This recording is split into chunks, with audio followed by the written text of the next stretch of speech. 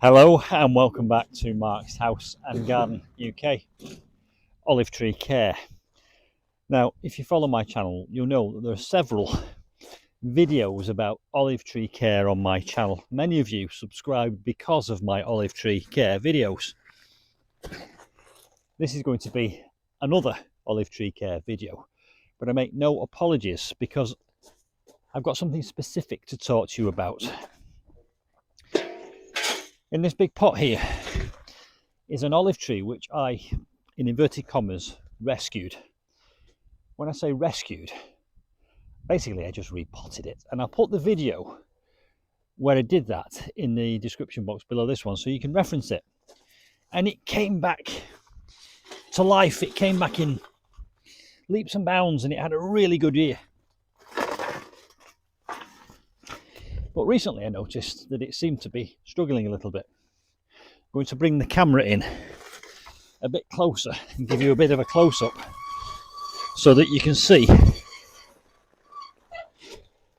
what I'm talking about, and I'll also compare it to a really healthy olive tree of a similar size that's been in almost exactly the same location. And I'm going to tell you why I think this one is struggling and those others are not. And so this is the olive tree in question. I say olive tree, it's more of a very large olive plant really, isn't it? I have got some olive trees just over there. I'll drop a little video of them in right now as we speak so that you can see what an olive tree looks like. And this is just a very large olive plant. Look at the leaves. Really off colour, aren't they? They're no longer a lovely olive green. They're kind of bicolour in a way, half yellow and half green. Now over there in a border are 4 standard olive trees, very similar in size to this. I'll take the camera closer to them now and you can see the difference. I'll take a few of these leaves with me and we shall compare and contrast, and then I'll tell you what's going on. So here we are, a very healthy looking olive tree or plant, similar size to that one. 1, 2, 3, 4. I've had these for nearly 10 years. I never protect them in the winter, so that's not the problem. And they've remained really healthy. And the one that's not looking particularly healthy is just to the right here, about a metre or so to the right of these two. So the same location, pretty much all the same conditions apart from one thing, and you've probably guessed it already. Let me nip a few of these leaves off if I can with my fingers and bring those in close to the camera so that we can compare the difference between the two. It's exactly the same type of olive. Not healthy, healthy, healthy, not healthy. I hope the camera is focusing. Sometimes my camera does this thing where it doesn't focus in quickly enough. But there's the ones that are not healthy, and there's the ones that are healthy. Now, if my camera hasn't focused, I will drop some focused images of these two. What's the difference between these 4 here and the 3 olive trees which are just behind the camera and that one? And in my opinion, it's not some pest, it's not some beetle, it's not some airborne fungus. It's one thing and one thing alone. This is in a pot, and this has run out of food. It's exhausted all the food that's in this pot. I haven't been feeding it. It has been watered. Got weeds on it, they will be sharing the nutrients in the soil. But the only thing that's causing that to look weak and failing is the fact that it's in a pot. These olive trees do much better if they're in the ground, and there is a caveat, providing they're in the right circumstances. What do I mean by the right circumstances? They've got to be well drained. If you put an olive tree in waterlogged soil, you're going to kill it. Think about where it comes from originally. They come from arid, rocky, parched soil that's not got any nutrients in it, and they survive for hundreds of years. And they live in the sun, but they do go through cold winters. So you can have them in the UK, and as I've proven, you can keep them outside all year round. It doesn't matter that the roots get frozen. This has been in this pot all winter. We've just had -6 here. And those that are in the ground there that have for 10 years, they were in pots for several years through many winters without protection, and they survived. The only thing that's causing this to look poorly is the lack of nutrients in this soil. So what I'm going to do today is I'm going to plant it in the earth here. Now, you might be thinking that's a strange thing to do at this time of year. It is the 14th of January. It's the middle of winter. We will have more frosts. This plant is dormant. It's not growing. I'm not going to do any pruning because that could let disease in. But I am going to put it in the ground. Once it gets in the ground will start to warm up in the springtime, sooner than the air around us. So the roots will start to grow and it will start to feed the top. And when we get into the growing season next year, I will prune it. From the point where I prune it, it will spring back into life. And by 6 months' time, let's say June, this will look like a lovely, healthy ball of beautiful olive leaves. And I will show you them because at the end of this video, I will put a link to a video that I will make of this in 6 months' time. Whilst I'm repotting it into the earth here, it's going here in this arid bed. Now, this arid bed, olives aren't really appropriate for an arid bed, but bending the rules a little bit, and I'm going to put it there anyway where I can see it and enjoy it. The arid bed, it's going in a hole there that had a cycas revoluta in that I dug up to put in the garage for the winter, so I've got space for it. When I get the cycas revolute out of the garage, I'll have to find somewhere else to put that because this is going in there. And the hole it's coming out of, let me show you. You can see here, it's sandy, well-drained soil, and it's already got quite a bit of this gravel in it. That gravel will aid with the drainage. There's a piece of plant wire there for some reason. I don't know what that's doing there. So that is going to go in there. And I will actually, I've got some grit, which I'm using for some soil pipe drainage that I'm putting in at the moment, just over here in sacks. I'm going to enhance that with a bit more grit. That will improve the drainage. Let's get on with it. So let's dig some of this soil out into this barrow here. I'm not going to enhance this hole with any compost at all. It doesn't need it. And I'm going to make the hole slightly shallower than the olive because I want the top of that olive to stand proud of ground level so that it doesn't gather water around the base of the trunk. I'm doing everything really possible to enhance the drainage.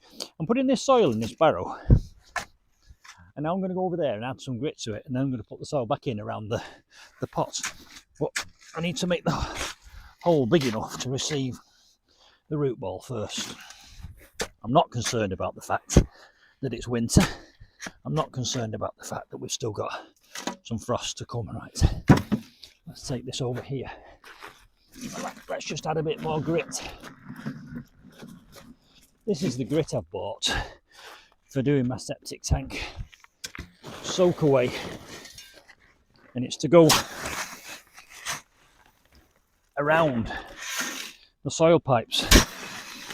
We'll just throw a few of them in there, and then we'll just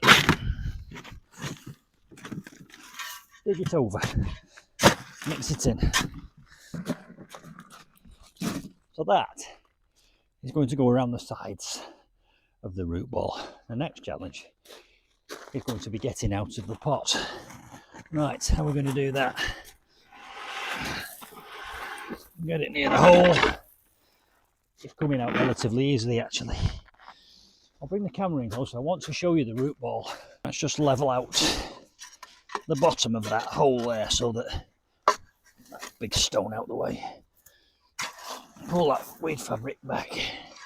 I'm leveling the base because I want the base of that to be in contact so that the roots have contact with soil. Right. Let's pull that from in there. And you can see roots all round. It's reached the extent of the size of this pot. It's not fully root bound, I have to say. There's not as many roots as I expected, but there are roots. And it's encouraging because it didn't have anywhere near that many roots. I'll just remove a lot of these weeds.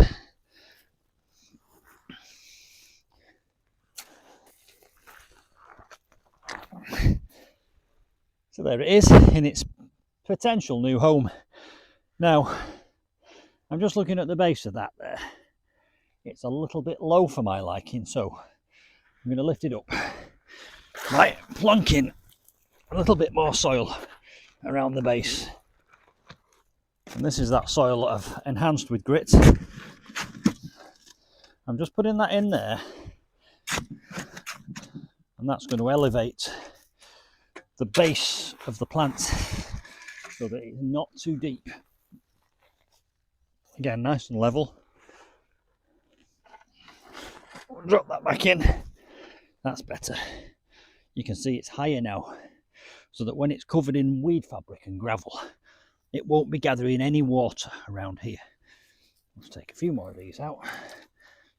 The base of this is going to be covered in this weed fabric, so these weeds will not be competing in the future. And now I'm going to backfill it with the contents of this wheelbarrow. Now, I often get asked, how do you get olives on an olive tree, and is it possible?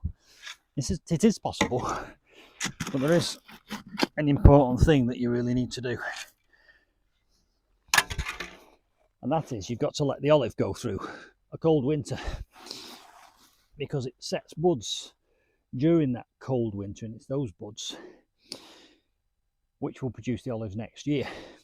And the other thing, so there's two really important things, is it will only set buds on last year's growth. So if you prune it at the end of the year, you prune its ability to produce those buds. So don't prune it and let it go through a cold winter. If you prune your olive and take it inside for the winter, you'll never get olives on it.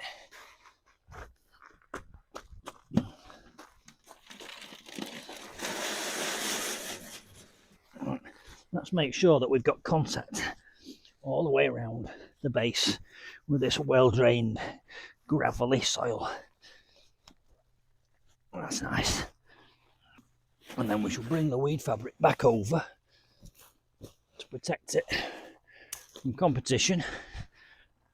I've still got a bit of bare earth here, so I'm going to bring a little piece of weed fabric that I've got and place that there as well. So that there is a square of weed fabric, and I've cut a slit down the middle from the centre out, and I'm just going to offer that up round there like that. Tuck it in nicely. This is that woven weed fabric that can fray, and there's a brilliant hack actually for cutting this, which I've done a video on, and I'll link to it below this one in the description box. However, I'll tell you now that the hack really is basically use a soldering iron to cut it, because it kind of, as it cuts through and melts, it welds it, so it stops it from fraying. There we go. Now then, that needs just treading in a little bit, just to make sure that the roots are in contact with that soil that I've put around them. And I've made sure it's vertical. Good idea, just step away if you want something to be vertical. With a close up like this you can't see, but I've stepped away and make sure it's vertical. Now let's get some gravel on top and cover all this ugly weed fabric.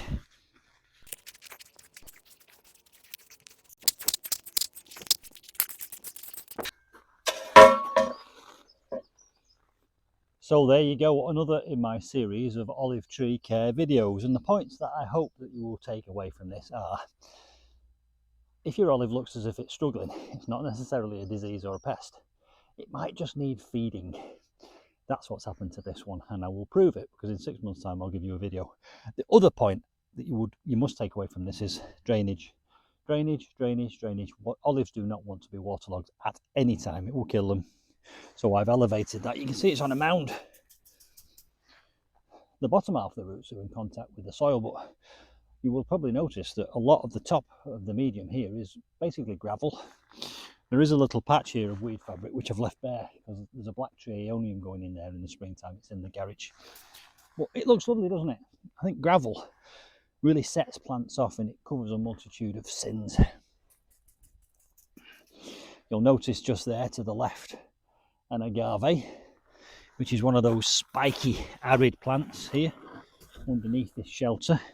Agaves will survive the winter in the UK. They don't mind the cold, but again, they cannot be waterlogged. It will kill them. So I've put this shelter over to stop the rain going into the crown, and it's doing really well. That's going to survive the winter. Hope you've enjoyed that. Olive tree care, planting out an olive, drainage, feed, although not during the winter.